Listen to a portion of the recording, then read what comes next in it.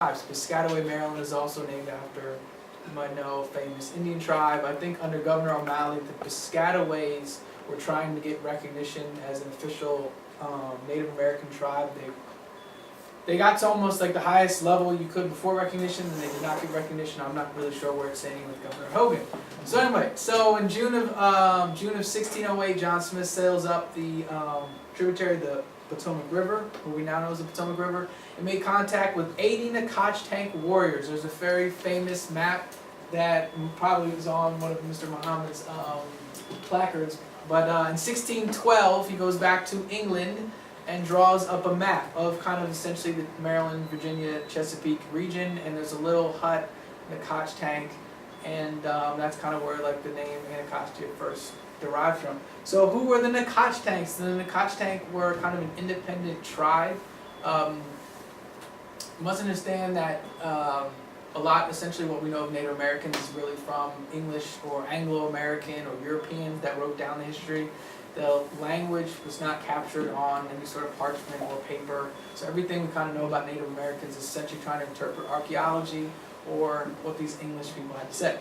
So when John Smith makes contact with the Nacotchtanks, is a gentleman named Henry Spellman. So they kind of had this barter system where they would give like an apprentice. Okay, here's a young man. Spellman was about 14 years at the time. We'll leave Henry Spellman with you. That way you can trust us. And then they kind of start up some sort of kind of trading system.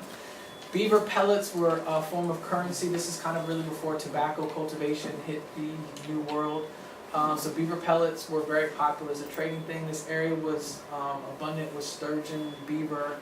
There's all sorts of accounts of what wildlife actually was here. It's like you said, there was a lot of wildlife in this region. So okay, so fast forward to 1622. There's this English gentleman named Henry Fleet. For those of you familiar with like Virginia, Maryland, there's a Fleet Island. Henry Fleet later went to serve in the Virginia State Assembly, but in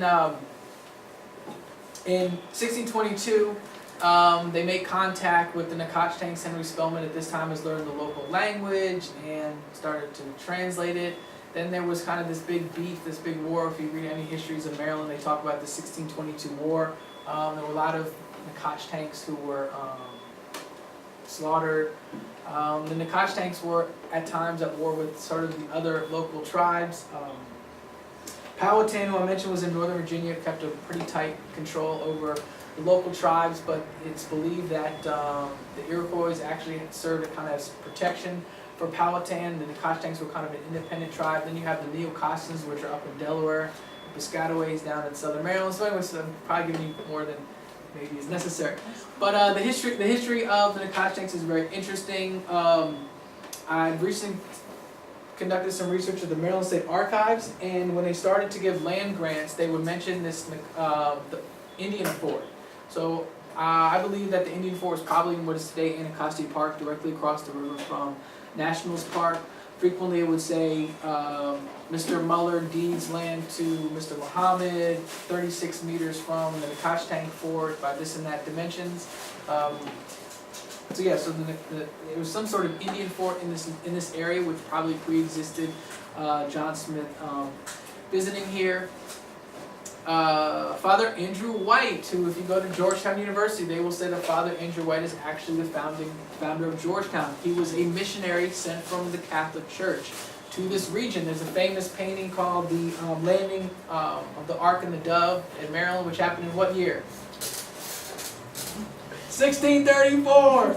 Usually when I give history and I give tours, I kind of try to make it interactive. So, excuse my methods. But anyway, so 1634 is when it's believed that the Ark and the Dove landed in Maryland. And sure, some people might be familiar with southern Maryland, like St. Mary's County, Leonardtown. So that was actually really the capital of Maryland before Annapolis. That was where the first civilization, or the first European settling of Maryland was in southern Maryland. So Father Andrew White is a missionary. He travels up and down the tributaries and the waterways, and he makes contact with some Nacotchtank warriors who he tries to what's the word? Convert. There's another word. There's another word. There's another word I'm thinking of. Yeah. You see, so he's proselytizing, trying to convert Anacostians, which he's unsuccessful. He writes a book in the 1640s called Relations on Maryland, where he discusses this in detail. I actually did some research where the Vatican Library in Rome actually has his original correspondence where he discusses this. It's very fascinating. John Addison, who Addison Road is named after, who Oxon Hill is also named after. John Addison is actually many Addisons. You might know Christian Carter Addison. He's a local guy. He's run for mayor. He writes this book. He was featured up at the Smithsonian Museum. He's related to the Addisons. But anyway, so John Addison came. He went to Oxford University. He came to this area. He bought up a lot of land. Oxon Hill is actually named after. John Addison decided to name Oxon Hill in lieu of Oxford. John Addison was in the militia. There's records of the Maryland State Assembly going back to the 1690s where they had to form a militia to protect settlers from attacks by local Native Americans. It's really not known when the Anacostia kind of left this area, what happened to them. This road, which is now Martin Luther King Jr. Avenue, which before that was named Nichols Road after Dr. Charles H. Nichols, who was the superintendent at St. Elizabeth's. Before that, it was known as Piscataway Road. It's believed that it actually was an old Native American path that goes back to, potentially thousands of years. And so we're gone basically all the way from what is now Martin Luther King Jr. Avenue, Good Hope Road. And if anyone kind of takes it, you can go all the way. Basically goes all the way to essentially Piscataway, Maryland. So, there was also this guy named John H. Shannon, who was a writer for the Evening Star. He was known as the Rambler. He wrote in the early 1900s to the 1920s. He wrote a couple articles about the genesis of the name Good Hope Road. It's believed that it actually, Good Hope Road was translated from the Nacotchtanks spoke an Algonquin-based language. It's believed that it was translated from an Algonquin word to mean Good Hope, and that the Good Hope Road name actually goes back, it predates the tavern. There's something called the Good Hope Tavern. Some people think that the name Good Hope Road comes from the Good Hope Tavern, but it's probably more so that the Good Hope Tavern got the name from Good Hope Road. What's some other interesting history? So one of John Addison's, grandsons was the rector of St. John's Church, St. John's Episcopal Church, which is the Church of the Presidents, which is right there by the White House. So a lot of the history goes back far ways. Let's fast. Is it the same St. John's Church is here? The St. John's Church on Pennsylvania Avenue, not Pennsylvania Avenue, it's at 8th Street. 8th Street and was at 16th and 8th Street. That St. John's Episcopal Church was founded by, John Addison's grandson or great-grandson. Not the same. That's what I was thinking. And then, are you thinking the? There's a St. John's that's been here since early, late 1800s. And it used to be the C&E Church, right? Oh yeah, it was the United Episcopal. Got it. No affiliation. I'm sorry. No. That's a great question because a lot of the churches here are very, very old. As many of you know, St. Teresa of Avila, which is at was it 12th and B, 13th and B Street. That was chartered in August, or opened in August of 1879. It was the first Roman Catholic church east of the river. It actually predates the Archdiocese of Washington by 50 years. The Archdiocese of Washington did not break from the Archdiocese of Baltimore until 1939, something like that. And then, as you know, probably, congregation was segregated at St. Teresa. The white parishioners told the black parishioners to basically worship downstairs, so they didn't like that, so then they left and they founded the church up on the hill. Our Lady of Perpetual Help, which was, I believe, founded in 1918, I think. And then another offshoot of St. Teresa founded St. Francis, which is on Pennsylvania Avenue, I think 23rd and Pennsylvania Avenue. And then I'm not sure if there's other Catholic churches east of the river. So a lot of all the Catholic churches that are east of the river, the genesis came from St. Teresa. Probably some of you remember George Tong, which I won't get into because he was at St. Teresa. 1854, these three guys from Philadelphia and Baltimore formed this land corporation called the Uniontown Land Trust. Uniontown was kind of a very early branding name, just like they call like Penn Quarter or certain neighborhoods have certain sort of names like Noma and all these other things. It was a branding effort. So Uniontown in 1854, you have the Kansas-Nebraska Act. That's when John Brown and his sons went out to Kansas and kind of hacked up some people. That's a whole other story. But anyway, so it was a very divisive time. So it's believed that the name Uniontown was essentially because it was like kind of non-political or very welcoming. Uniontown. So anyway, when Uniontown was founded, as those that have read the Anacostia Story by Miss Hutchison, who passed away 2 years ago now, I guess. She has one of the charters. So when Uniontown was founded in 1854 by these guys, John Fox, John Dobler, and John Van Hook. John Van Hook built the house that Frederick Douglass then later bought. It was a racially restrictive neighborhood. It had certain covenants. So there were restrictions on no pigs, no Irish, no mulattoes, and no people of African descent. So it was very restrictive.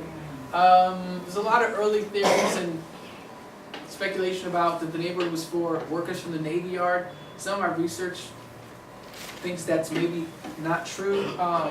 U Street, which is Jackson Street, or U Street today, which was then Jackson Street, when Uniontown was founded in 1854, it took on the name of the president. So, for example, 14th Street was Pierce Street. W Street was Jefferson Street.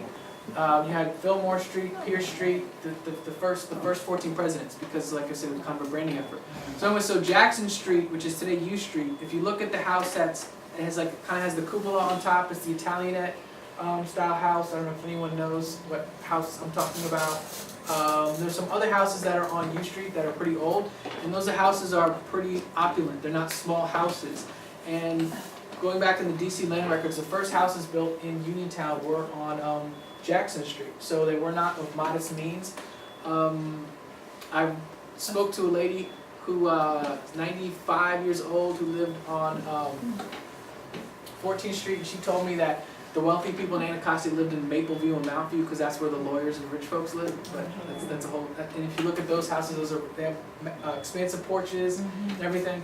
So 1854 happens, and just like it's happening today, as I was speaking to my friend here about there's a lot of real estate speculation going on at Anacostia. It's been happening probably for the past 5 years. I would say maybe hyper accelerated the past 2 or 3 years. People will buy a house for $200,000, fix it up, put it on the market for $500,000, and it's not selling. So Uniontown, when they tried to sell the lots, they would sell lots and people would buy the lots, and then 2 or 3 or 4 years later they would default on the lots because they wouldn't pay the taxes because they were buying the lots thinking that people were going to rush over to this area of town to buy them. The Civil War happens. John Wilkes Booth, after he shoots Abraham Lincoln, he meets Davy Harold at what corner? Bottom of Good Hope Road. Exactly. So after John Wilkes Woodbridge. he shoots President Lincoln, he goes across the Navy Yard Bridge, also known as the Eastern Branch Bridge. He meets Davy Harold. They ride up Good Hope Road out to Naylor Road. Was then Naylor Road, which is named after Henry Naylor, Marlborough Pike, then down Southern Avenue, and out to meet with Dr. Samuel Mudd. There's actually a couple books of books and interviews of people in the 1880s and 1890s that talk about how one of Booth's plots was actually to try to kidnap President Lincoln when he was visiting St. Elizabeth's, which is then known as the Government Hospital for the Insane. I think there was a lot of Confederate sympathizers in Anacostia, which is a whole other element of his history that not a lot of people know about. There was a book in 1989 called Come Retribution, and it talks about if you were coming from Southern Maryland, whether it be St. Mary's County, Charles County, and you were coming to Washington City, the farthest you could come was to the corner of Good Hope and MLK, which was then Nichols Avenue and Harrison Street. Because if you went across the bridge, you had to show a pass of what you were doing. There's a story of actually someone being, it's kind of a disgusting story, but there was someone hidden in a cart in a bunch of manure, and so they're passing, trying to go to Washington City, and essentially the manure moves, and the bridge constable is saying, well, what is that? And he looks inside the manure, and there was somebody hiding. He was actually arrested for being thought, he was arrested on suspicions of being a Confederate spy. He was later let go. but that's a very strange story. There's a gentleman named Lingarn B. Anderson, who was one of the first members of the Metropolitan Police Department. Anacostia was known as the 11th Precinct. This is well before this building was built in 1908 at Shannon. The Whitman Walker Clinic was the original, was not original, was an early police station that was opened in 1908. I think that was 11th Precinct. Anacostia was 11th Precinct still. Yeah. So when the Metropolitan Police Department was founded in 1861, there were 3 officers for the entire east of the river, and there was 2 horses. And Anderson is interviewed in 1918. He lived right by the corner of 16th and W Street. His house is still there. I got an email from a descendant. That's a whole other story. But he was interviewed in 1918, and he says how in the immediate aftermath of the Lincoln assassination, that him and another officer went through Anacostia looking for John Wilkes Booth because they thought he might be hiding out. The Lincoln conspiracy trial transcripts, that lady Mary Surratt, who don't believe what you've heard, she was guilty. She knew what was going on. Mary Surratt was actually seen in and around Uniontown in the immediate weeks before the assassination. Dr. Samuel Mudd was also seen in Uniontown. So there's obviously something going on in and around this time period when John Wilkes Booth was plotting to assassinate President Lincoln. Let's see.